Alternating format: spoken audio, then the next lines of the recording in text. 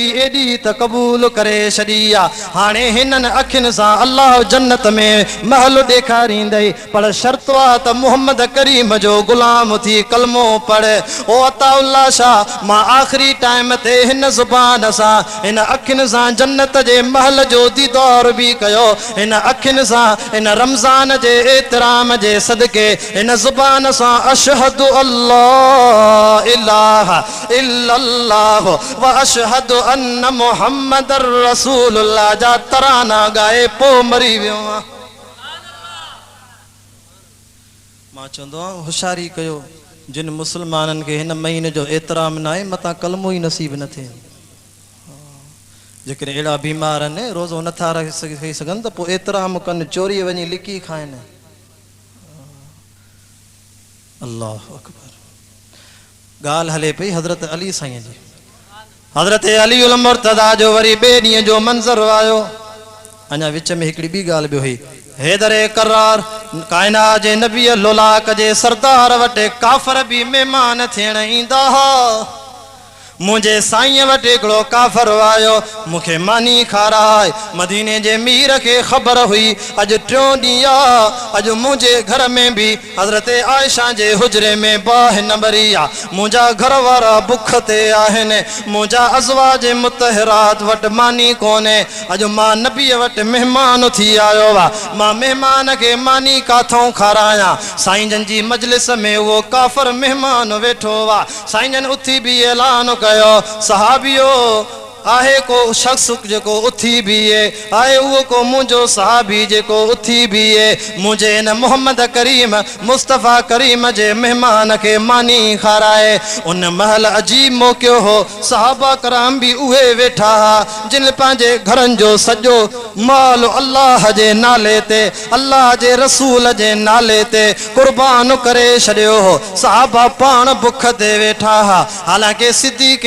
अकबर भी वेठो हो, फारूक आज़म भी उन मजलिस में वेठो हो, सैयदना उस्मान ज़ुन्नूरैन भी वेठो हो, हैदर करार भी वेठो हो। साईं वरी ऐलान कयो, आहे को जेको मुझे न मेहमान के मानी खाराए, आहे को मुजाहिद जेको मुझे मेहमान के मानी खाराए। साईं ने 3 दफ़ा ऐलान कयो, कोई भी न उथियो त मुझे साईं फरमायो, बिलाल लब्बैक या रसूल अल्लाह। बिलाल हेॾे आ, मुंहिंजूं 9 घरवारियूं 11 घरवारियुनि जे हुजरनि ॾे वञो, हर एक घरवारीअ जे दरवाज़े जे ॿाहिरों ऐलान त करे, आहे ऐलान कर त मोहम्मद रसूलुल्लाह जो गुलाम आयो वा, नबी साईं वटि हिकिड़ो महिमान आयो वा। ओ नबीअ जूं घरवारियूं अथव को मानीअ जो टुकर त ॾियो, मानी आहे त हुज़ूर जे महिमान खे खारायो। बिलाल साईं वयो, बीबी उम्मे सलमा जे दरवाजे ते उन को जवाब मिलियो। बीबी उम्मे सलमा थी चवे, बिलाल अॼु 3 ॾींहं थी विया आहिनि, असां पाण बुख ते आहियूं। मुंहिंजे साईं खे, मुंहिंजे घोट खे, महबूब करीम खे चओ त अम्मा सलमा जे हुजरे में कुझु बि न आहे। वरी वयो ॿिए दरवाजे ते, अम्मा हफ्सा मुसलमाननि जी रूहानी अमर, सोणे उमर जी न्याणी हफ्सा नबीअ जे दर ते मेहमान आयो वा, आहे को मानी त ॾियो। अम्मा हफ्सा थी चे, बिलाल असां पाण बुख ते आहियूं, कुझु बि न आहे। वरी 3 घरवारी उम्मे हबीबा जे हुजरे ते आयो, उतों भी जवाब मिलियो। 4 घरवारी, 5 घरवारी, 6 घरवारे, फरमाए मां 9 घरवारियुनि जे हुजरनि ते वयमि, जातो वयमि मूंखे जवाब मिलियो त बिलाल पाणीअ खां सवा कुझु बि न आहे। आख़िर मां अम्मा आयशा उन हुजरे जे दरवाजे ते आयम, जंहिं हुजरे में अल्लाह जो कुरान लहंदो, उन हुजरे में आयम जंहिं हुजरे में मोहम्मद मीर भलारी रातन में आराम कंदो हो। उन हुजरे जे दरवाजे ते आयम जेको हुजरो मोहम्मद रसूलुल्लाह जो रोज़ो बणजी वियो। फरमाए नबी साईं जो मेहमान आयो वा, आयशा घर में कुझु आहे तॾे। अम्मा आयशा आवाज़ ॿुधियो बिलाल जो, ओ बिलाल महबूब खे पाण ख़बर आ 3 ॾींहं थी विया आहिनि, रुगो हिकिड़ो खीर जो चुको हुयो उहो नसीब कयोसीं, हाणे न खीर आ न भाजी आ न मानी आ बस घर में पानी को सवा बियो कुछ भी ना है। बिलाल तो चे मां ॾाढो परेशान थी वयम छा चवंदो काफर त नबीअ जे दर ते मेहमान थियम मुसलमानन जे नबीअ जे दर ते मेहमान थियम खाइण जे लाइ कुछ भी न मिलियो। हाँ गिला कंदो काफर बिलाल रोए तो त मां खाली मोटी आयो आ। साईं जी नज़र बिलाल ते पई महबूब जे अखियुनि में गोड़ा अची विया त अॼु महबूब खे अल्लाह को कुछ भी ना है जो इन गुलाम के खाराए इन काफर के खाराए। हालांकि रब त इएं चयो ओ सोहणा तू चवे त मां मके जो उहद जबल भी सोनो करे ॾियां ओ सोहणा पर साईं इएं न चयो। साईं मां मोहम्मद नबी के मिस्कीन कजाए अल्लाह मां के दुनिया में जियारे त मिस्कीनन सा जियार अल्लाह मारे त मिस्कीनन सा मार अल्लाह मशर जे मैदान में ओ जे सिफ में उथारे त मिस्कीनन जी जमात में उथार जा। अल्लाह अकबर। साईं जन परेशान गुलाम काफर दिसे तो त मानी द काडो नथी मिले यारन घर वारन को जवाब मिलियो वा मुझे साईं फरमायो गुलाम हेडे आ भला मुजी न्याणी फातिमत ज़हरा जे दरवाजे ते वञो मता उतों के मेहमान जे लाए मानी जो गभो मिले खणी आ। अल्लाह काफर भी इन मंजर के दिसे पयो। हजरत अली साईं तो फरमाए जरे मां पांजी कनन सा ये लफ्ज बुधा हाणे बिलाल मुझे दर ते वने तो माखे त खबर हुई त अली जा बच्चा हसन हुसैन बुख ते आइन मां अली पान बुख ते आ। खातून जन्नत नबी जी न्याणी मुसलमानन जी कलमे वारन जी जन्नत में सरदार अम्मा खातून जन्नत पान बुख ते आ। अली तो चे मां सोचा तो मां चवा पियो साईं के चवा साईं बिलाल के नो मोकिल अली जे घर कुछ भी ना है पर मां पोचा न मुस्तफा मुझे दर ते मोकले पक्का त मुझे दर तो बिलाल खाली नहीं दो।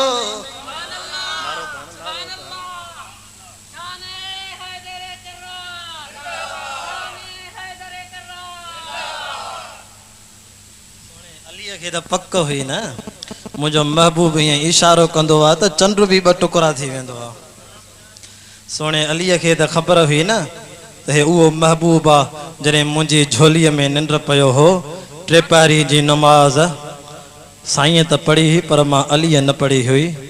साईं जन मुंहिंजी झोल में आराम में हुया त हैदरे करार सोचे पियो त हाणे नमाज कज़ा थी थींदी वञे पर हीअ झोली वरी ॿीहर नसीब न थींदी। हाणे साईं जी निंड फिटायां या नमाज पढ़ां। हिकड़ी झोली अबू बकर सिद्दीक के गारे हिरा में गारे सोर में नसीब थी ये ॿीहर झोली मुस्तफ़ा करीम अली साईं जी झोलीअ में आराम में आहिनि। सोनो अली तो चवे मां सोचां पियो त सिज लहण वारो आहे नमाज़ न पढ़ी आहे साईं खे निंड मूं कीअं उथारां। जंहिं ज़ात खे मेराज जी रात नमाज जो तोहफ़ो मिलियो आहे उहा ज़ात अलीअ जी झोल में आराम में आहे। चङो भला इन में का रब जी हिकमत आहे साईं खे नथो उथारियां। एॾो सिज लथे जी आज़ान जो टाइम मिलियो अल्लाहु अकबर अल्लाहु अकबर। बिलाल जे आज़ान जा लफ़्ज़ ॿुधी मुंहिंजो साईं उथियो त ॾिसे त अली साईं जो चेहरो लाल ॻाढ़ो आहे। अब समझो भी था परियां भी समझो था न ॻाल्हि। मां मोटी तो अचां पंहिंजे किसे ते पर हिकिड़ी झलक यादि आई आहे। सोने अलीअ जे चेहरे खे ॾिठो मुस्तफ़ा करीम अली परेशान छो आहे। सुना जॾहिं तव्हां मुंहिंजी झोलीअ में आराम में हो साईं जंग जे मैदान मां साईं तव्हां त नमाज़ पढ़ी हुई मां अलीअ न पढ़ी हुई। हाणे सिज सिज लही वियो बिलाल जी आज़ान अची वई मां अलीअ करे नमाज़ कज़ा न कई आहे अॼु मां खां टेपारी जी नमाज़ हली वई। अल्लाहु अकबर। साईं जन उथिया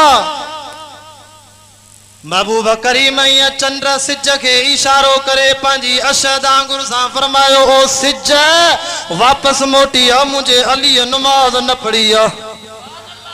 फरमाइंदा ता किताब लिखंदा लथल सिज वापस मोटी आयो। सोने अली वुजू करे 4 रकाता टेपारी जी नमाज पढ़ी आ। साईं इशारो कयो ओ सिज अल्लाह जे हुक्म सां हाणे लही वञ मुझे अली नमाज पढ़ी आ। तंहिंजे करे त मजलिस में अलीअ चयो न त महबूब साईं बिलाल खे मोकिले मुंहिंजे दर तों। मां सम्झां थो घर मानी कुझु बि न आहे, पर साईं जो मोकिले थो त साइलो खाली न ईंदो। साइलो खाली न ईंदो बाबा, यकीन हुयो, यकीन हो। सादातनि जे दर तो कॾहिं साइलो खाली न ईंदो आहे। बिलाल साईं वियो, अम्मा फातिमा जो दरवाज़ो खड़काए। अंदरियों आवाज़ आयो, मन अंत केरा दरवाज़े ते? अन बिलाल, महबूब करीम जो गुलाम आया, बिलाल मोज़िन आया। खातूने जन्नत फरमायो, बिलाल कीअं आयो?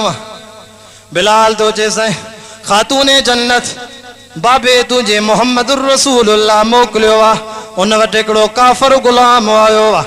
साईं वजे घर में कुछ भी ना है, मेहमान नवाजी करनी आ। यारन हुजरन मुबारकन मो जवाब मिलियो आ, सब सहाबा बुख ते आइन। त साईं मोकिलियो त मुंहिंजी न्याणीअ जे दरवाज़े तो मेहमान जी मानी वठी आ। खातूने जन्नत ॾिठो त घर में त कुछ ना है। मां त हाणे कुरान जी लोली ॾेई करे बचड़न खे निंड कराई आ। खातूने जन्नत पंहिंजे बच्चन खे कुरान जी लोली ॾींदी हुई। खीर पियारे भी कुरान पढ़े, अट जंड हलाए भी कुरान पढ़े, बच्चन के पींघे में लोडे भी कुरान पढ़े, निंड कराए भी कुरान पढ़े। तॾहिं त हुसैन चवंदो हो त मां कुरान जा 7 सिपारा सभ खां पहिरियों पंहिंजी अम्मा जी ज़ुबान मां यादि कया। हाँ, हुआ खातूने जन्नत ॾिठई त घर में कुछ भी ना है, पर बाबे जो मेहमान आ, खाली कीअं मोटाया? रोई करे खातूने जन्नत पंहिंजी चादर मुबारक लाथी आ। ईअं दरवाज़े को सटे करे चवे थी, बिलाल हीअ मुंहिंजी चादर थी कंहिं यहूदीअ जे दुकान ते हीअ गिरवी रखियूं अचजाए। पोइ हिन चादर जे एवज़ में अटो वठी आ, मदीने जी बाज़ार मां भाॼी वठी त मां मानी पचाए पंहिंजे बाबे जे मेहमान खे खाराया। अल्लाहु अकबर। बिलाल तो चे मां या चादर कीअं वठां? उन मजलिस में सोणो अली वेठो आ। अली छा चवंदो? बिलाल मुंहिंजी गैरत यादि न आई। शेरे खुदा फातिह खैबर जो नाराज़ थी वञे। असदुल्लाहुल गालिब छा चवंदो? बिलाल घर में कुछ न हो, मोटी अचे आ। मुंहिंजी घरवारीअ जी चादर खणी यहूदीअ जे दुकान ते गिरवी करे आए। अल्लाह हज़रत अलीअ जे रोब खां मां चादर नथो वठां, पर खातूने जन्नती चे बिलाल महबूब करीम जो वास्तो थी, कुरान जो वास्तो थी, रब जो वास्तो थी, या चादर वठ अलीअ खे मां पाण राज़ी कंदुमि। या चादर वट मता काफर तानो ॾेई चवन त नबी साईं वट कुछ भी ना है, मेहमान थी वयासी खाली मोटी आयासे। बिलाल मुझे बाबे जे मेहमान के खाली न मोटाए। बिलाल जी अखिल मो नीर वही आया त मुसलमानन जे लोलाक नबी जी आखिरी न्याणी उहा खातूने जन्नत जेका घर में ईंदी ही त नबी साईं उथी बीहंदी इस्तक़बाल कंदा, जेका सभिनी औरतुन जी जन्नत में सरदार थींदी। अज उन जी चादर यहूदीअ जे दुकान ते वञे थी। बिलाल आयो, ओ यहूदी ए चादर मुंहिंजी गिरवी वठ, असां वटि पैसो न आहे, माल न आहे। जॾहिं पैसो थियो त पैसा ॾेई करे इन अटे जा इन भाॼीअ जा पोइ हीअ चादर वापसि खणी वेंदासीं। यहूदी ॾिसे थो, चादर जो दीदार करे थो, वाह खूबसूरत चादर, हसीन चादर। बिलाल ॿुधाए त सयूं हीअ चादर कंहिंजी आहे? बिलाल हीअ चादर कंहिंजी आहे? बिलाल तो ते तुंहिंजो चादर सां कहिड़ो वास्तो? बस तूं इन गिरवी रख, मूंखे मानीअ जे लाइ अटो खपे, मूंखे भाॼीअ लाइ पैसा खपनि। यहूदी तो चवे मां ईअं न ॾींदो साईं, मां ईअं न ॾींदो साईं जेसी ताईं ॿुधाईंदे न त हीअ चादर कंहिंजी आहे। बिलाल मजबूर थी पियो, रोई करे चवे तो हीअ चादर मुसलमानन जे नबीअ जी प्यारी न्याणी फातिमतु ज़हरा जी आ। मां खातूने जन्नत जी हीअ चादर आ। यहूदी चादर खे ॾिसी, वो यहूदी दुकानदार भी आम दुकानदार न हो, तोरे ताईं इंजील जो हाफ़िज़ हुयो। सुभान अल्लाह त कर बाबा, तोरे त इंजील जो हाफ़िज़ हुयो। बिलाल ये चादर वापस वठ खातून जन्नत के वनी दे हे अट्टो भी खणी वञ बोरी भरल हे भाॼीअ जा पैसा दिरहम मदीने जी बाज़ार मों हे अशरफियूं हे दिरहम खणी वञ इन सोने अलीअ जे घर वारनि खे मुंहिंजे तरफ़ां तोहफ़ो ॾे। पर जॾहिं मानी तैयार थी वञे मुसलमाननि जे नबीअ जे महिमान ॾे खणी वञे त पोइ मूंखे बि गॾु वठियूं हलजांइ बिलाल तो चे शो तू छा भला उते सभिनी खे ॿुधाईंदे छा? छे न बिलाल तू सम्झे ई नथो तोखे शो वठी वञा बाबा इहा ॻाल्हि सभिनी खे ॿुधाईंदे छा त मां वटि चढ़ाई। छे न इहा ॻाल्हि न आहे बिलाल मां तोरे त इंजील जो हाफ़िज़ आहियां उन आसमानी किताबनि में तव्हांजे क़ुरान खां बि अॻे अल्लाह तोरे त इंजील में लिखायो त आख़िरी नबी पैदा थींदो उन जी हिकिड़ी निशानी इहा हूंदी तो उन जे दरवाज़े ते हिकिड़ो काफ़िर महिमान थी ईंदो पर नबीअ जे यारनि हुजरनि में खाइण जे लाइ कुझु न हूंदो सहाबा कराम वटि कुझु न हूंदो आख़िर उन नबीअ जी न्याणीअ जे दरवाज़े तो उन महिमान जी मानी वठण वेंदा उन वटि बि कुझु न हूंदो पोइ उन मुसलमान जे नबीअ आख़िरी जी इहा निशानी आहे उन जी न्याणी पंहिंजी चादर खणी मदीने जी बाज़ार जे हिकिड़े यहूदीअ जे दुकान ते गिरवी रखंदी। सुभान अल्लाह तकर बाबा सुभान अल्लाह। सो बिलाल मां सोचींदो हुयमि त हे मुसलमाननि जो नबी इन जी इहा निशानी कॾहिं ज़ाहिर थींदी। अॼु उहा निशानी ज़ाहिर थी वई। इहो इंजील तौरेत में जेको इहो वाक़ियो लिखल आहे वो यहूदीअ जो महिमान थी आयो आहे उहा चादर मुंहिंजे दरवाज़े ते आई आहे मां ई सोचींदो हुउमि दुकान बि मुंहिंजो। बिलाल हाणे जल्दी कर मानी तैयार कराए देर न कर मता मांखे मौत अची वञे मां अहिड़े नबीअ ते कलमो पढ़ी मुरीद था।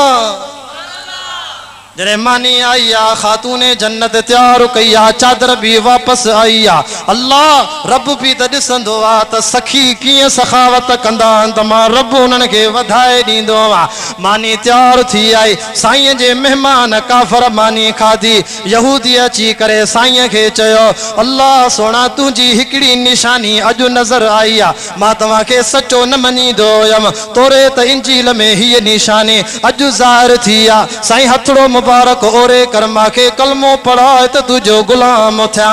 जॾहिं काफ़र जे महिमान थी मानी खाधी उन पंहिंजे यहूदीअ खे चयो तोखे वास्तो थो ॾियां इंजील जो तोखे वास्तो थो ॾियां तौरेत जो तूं हाफ़िज़ आहीं सची ॿुधाए त इहा निशानी आहे जे मां पंहिंजे रब जी ज़ात जो कसम थो खणा मांखे कसम मां ईसा नबीअ जो मांखे कसम मां मूसा नबीअ जो इहा ॻाल्हि असांजे किताबनि में लिखल आहे जे पोइ उहो महिमान मां ई थी आयो आहियां हाणे रुगो तू न मुसलमान थींदे पर सोना मांखे भी जन्नत जो गुलाम बणाए। अल्लाह अकबर खातून जन्नत जी मानी पचाइण जे सदके यहूदीअ जो दुकान वारा यहूदीअ जो घर त मुसलमान थी वियो पर जेको महिमान थी आयो जे अलीअ जे घर जी मानीअ जा दाणा खाधा त उहो घर भी मुसलमान थी वियो। तरे मांखे चवण ॾे न असांखे उहो नबी मिलियो आहे जेको मोहम्मद भी अहमद भी जंहिंजे लाइ शाइर हीअं चवंदो आहे मुंहिंजे महबूब मोहम्मद खे ॾिठो जन हिक वार तड़पंदो सोई सजण लए त उमिरि सारी आहे। मुझे महबूब मोहम्मद के ॾिठो जन हिक वार तड़पंदो सोई सजण लए त उमिरि सारी आहे। कोई कलीमुल्लाह त कोई सफ़ीउल्लाह पर ज़ात सभिनी में सजण मोहम्मद तुंहिंजी त भलारी आहे। मुझे महबूब जे मुल्क मदीने जहिड़ो मुझे महबूब जे मुल्क मदीने जहिड़ो मट न ॿियो मुल्क तोड़े दुनिया तसारी आहे। तॾहिं त चवण वारे चयो न सबसे पहले मशीयत के अनवार से नक्श रूवे मोहम्मद